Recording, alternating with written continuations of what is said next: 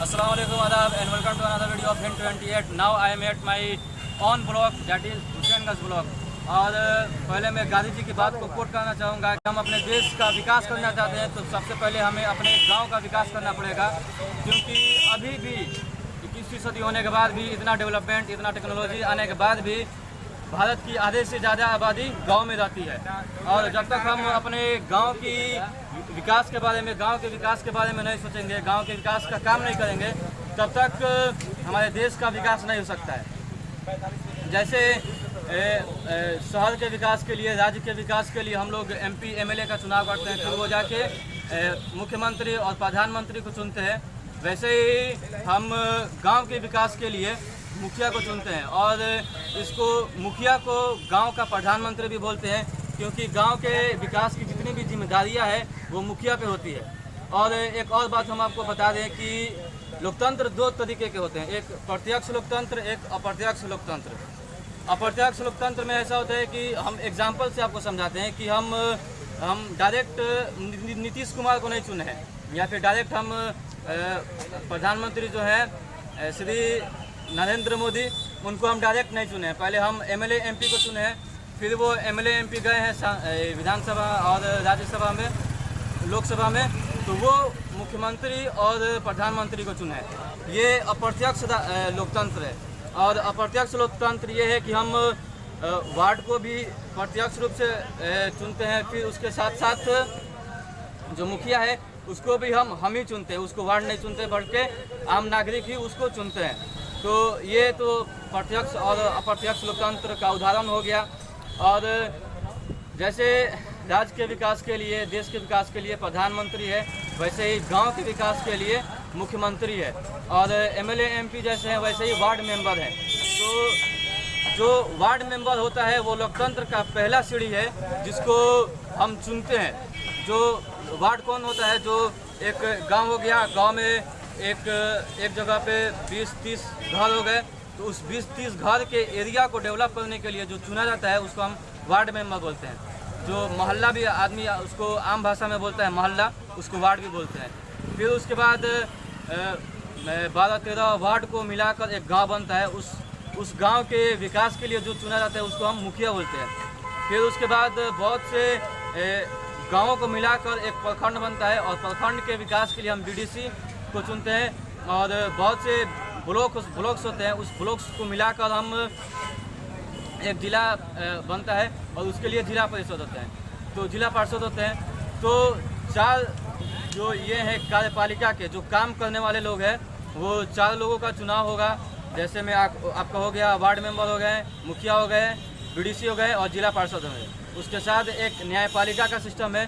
जैसे अगर से कोई किसी का मुर्गी चोरी हो गया, या फिर 2 कट्ठा ज़मीन है, कोई आधा कट्ठा मार लिया, तो इस ऐसे छोटे मोटे केस के लिए हम डायरेक्ट हाई कोर्ट या सुप्रीम कोर्ट में नहीं जाते हैं। उसके लिए पंच और सरपंच होते हैं, जो गांव के ऐसे छोटे मोटे मसले को, न्यायिक मसले को हल करते हैं। तो पंच और सरपंच 6 तरह के चुनाव होंगे। एक पंच का, सरपंच का, जो न्यायपालिका का काम करते हैं, न्याय का काम करते हैं। फिर उसके बाद 4 कार्यपालिका का काम होगा, एक मुखिया का, एक वार्ड मेंबर का, एक जिला परिषद का और एक वार्ड मेंबर का। ये तो इंट्रोडक्शन हो गया कि इनका काम क्या होता है। इनका चुनाव होगा बैलेट पेपर पे होगा, 2 लोगों का चुनाव बैलेट पेपर पे होगा, और 4 लोगों का चुनाव EVM पे होगा। तो EVM का हम डेमो दिखा देते हैं यहाँ पे। तो मेला जैसा माहौल है। चुनाव चिन्ह, क्योंकि अभी चुनाव चिन्ह आ गया है वार्ड मेंबर का और 5 लोगों का, तो चुनाव चिन्ह भी दिख रहा है यहाँ पे। तो चलिए हम बात करते हैं कि यहाँ का माहौल क्या है। यहाँ का माहौल, यहाँ के लोग, हाँ, यहाँ का माहौल, यहाँ के लोग, हाँ, सभी लोग शांतिपूर्ण, हाँ, सभा स्थल पर आ रहे हैं, हाँ, और अपना चुनाव चिन्ह का सामग्री खरीद रहे हैं। बहुत ही शांतिपूर्ण और बहुत ही सभ्यता का परिचय देते हुए सभी लोग अब आवागमन कर रहे हैं। आपका गांव कहाँ होगा? हमारा गांव मऊ, यूपी मऊ जिले के दोहरी घाट के हम रहने वाले हैं। हाँ। और सामग्री, ये चुनाव प्रचार सामग्री विक्रय हेतु हम यहाँ आए हैं। और यहाँ के लोगों का व्यवहार बहुत ही उत्तम और भाषा अत्यंत प्रिय। हमें बहुत अच्छा लगा यहाँ के लोगों का व्यवहार, जबकि थोड़ा सा हम कड़वा भी बोलते हैं, फिर भी यहाँ के लोग बहुत ही सादगीपूर्ण, और यहाँ का भाषा एक जो होता है हम या जो भी हो हमको नहीं बोल पाए, लेकिन बहुत ही अच्छा लगा। जी, तो आप प्रॉपर यहीं के हैं कि ये यूपी में रहते हैं? हम यूपी में रहते हैं, यूपी से यहाँ पर बिक्रे हेतु हम आए हैं, और बिक्रे हेतु। सिवान जिले में क्वार्टर कमरा लेके क्वार्टर कमरा कितना दिन हुआ आपके आए हुए? आज जो 5 दिन हुआ। और देखिए, आप वहाँ पर हैं तो वहाँ पे भी पंचायत चुनाव हाल ही फिलहाल में हुआ है। हाँ, और यहाँ पे भी पंचायत चुनाव हाल ही फिलहाल में हो रहा है। जी। तो आप दोनों राज्य एक दूसरे से सटे हुए ही हैं और बहुत सी सिमिलैरिटी है दोनों के बीच में। एकदम सेम। तो आपको कुछ अलग देखने को मिला? बिल्कुल देखने को मिला। क्या अलग चीज़ देखने को मिला? यहाँ पे जो प्रशासनिक स्तर पे जो है हमारे यूपी में जब ये पंचायत चुनाव होता है तो सिस्टमेटिक ढंग से हर समय जिस दिन सिंबल बटना होता है उस दिन बटता है। या लॉकडाउन में भी सिंबल बटा है, लेकिन दुकान नहीं खुला है, लेकिन सिंबल बटा है। लेकिन मैं यहाँ पर थोड़ा सा अव्यवस्था हमें नजर आई है, क्योंकि सिंबल के दिन भी सिंबल नहीं बटा। हम लोग बेचने हेतु आए हैं, तमाम सामग्री लगाते हैं, शाम तक कुछ नहीं, इसके बाद फिर रखिए समय, इसके बाद प्रत्याशी भी आते हैं, उनका भी समय का नुकसान, हमारा भी समय का नुकसान, सारी बातें, कई चीज़ों का नुकसान होता है। मतलब तो मैं ये कहना चाहूँगा, जिस दिन चुनाव चिन्ह मिला उस दिन सभी लोग नहीं आए? नहीं, रुक के आते हैं यहाँ पर, लेकिन प्रशासनिक जो ऑफिशियल काम है उसमें ढिलाई हमें देखने को मिलता है, क्योंकि उस दिन सिंबल नहीं मिला।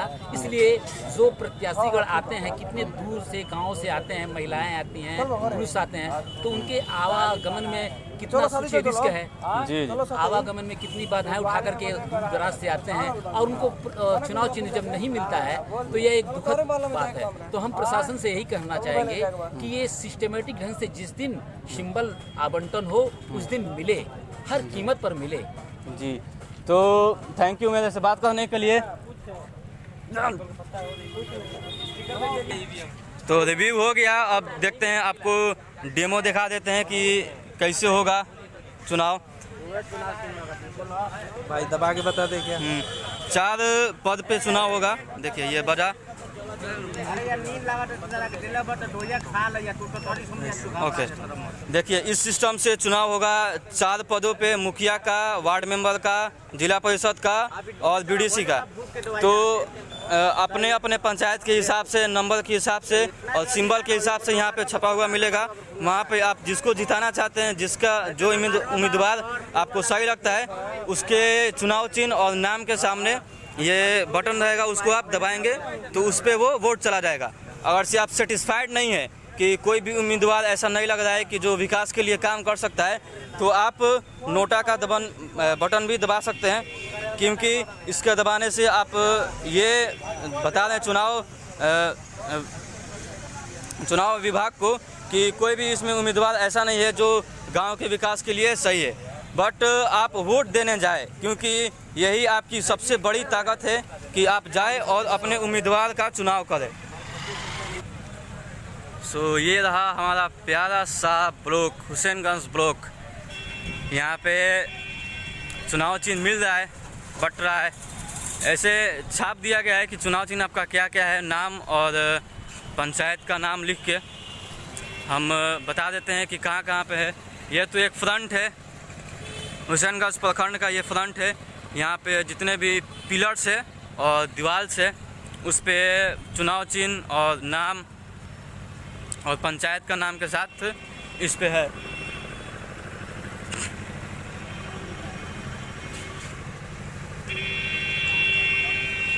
धूप की वजह से कुछ दिखाई नहीं दे रहा है साफ।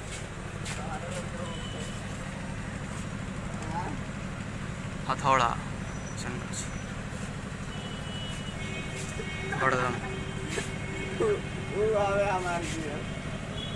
पूर्वी हरियाणा,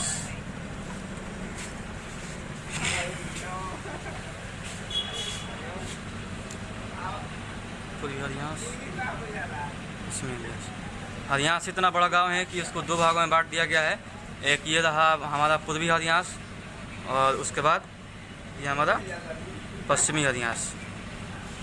और हुसैनगंज ब्लॉक के पीछे भी चुनाव चिन्ह प्रकाशित किया गया है, जिसमें आप देख सकते हैं। लिए चलते हैं।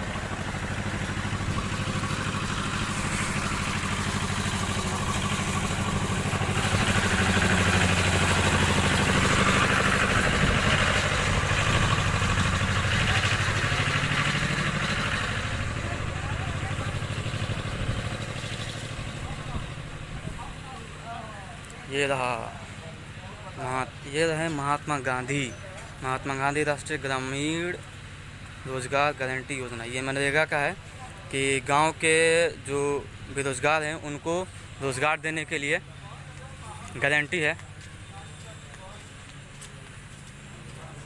इस साइड भी चुनाव चिन्ह प्रकाशित किए गए हैं।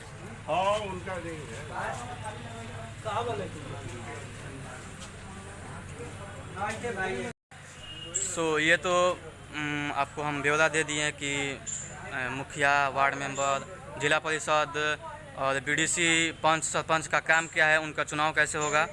और ये आपकी और हमारी जिम्मेदारी है कि हम पहली जिम्मेदारी तो ये है कि 8 सितंबर को या फिर आपके पंचायत में जब भी चुनाव होने वाला है आप जाके वोट दें, ये पहली जिम्मेदारी। उसके बाद दूसरी जिम्मेदारी हमारी ये होती है कि हम मुखिया से, वार्ड से और जिला परिषद से अपने गांव के विकास के लिए कुछ बातें करें कि गांव के विकास के लिए हमको ये काम कराना है।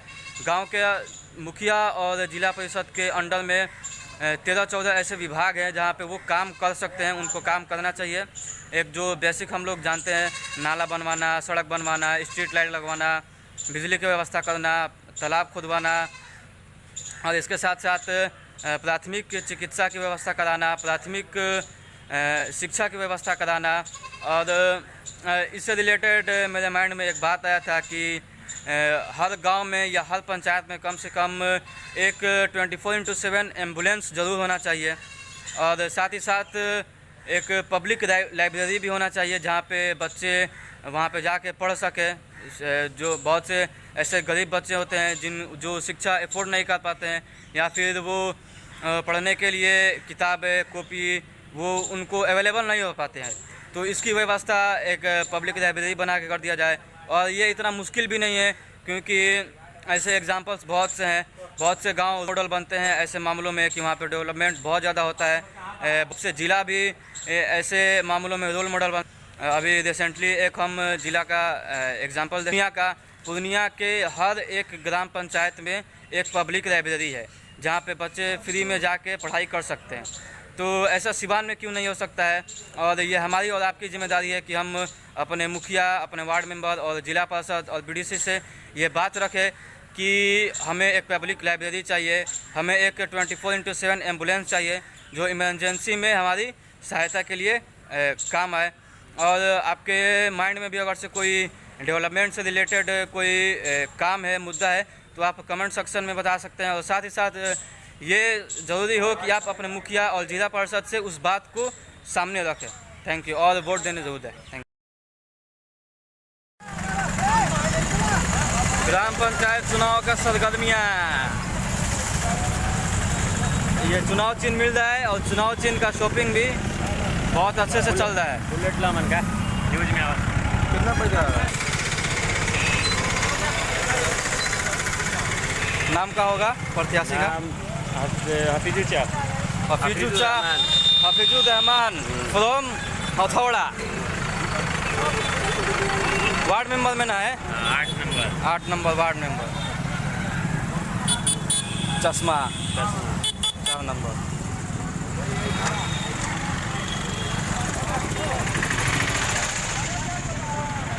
चश्मा सब बोला 4 नंबर पे दिया है ना?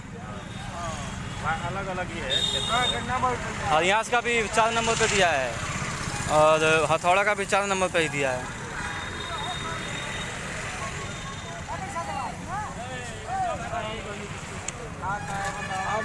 कम है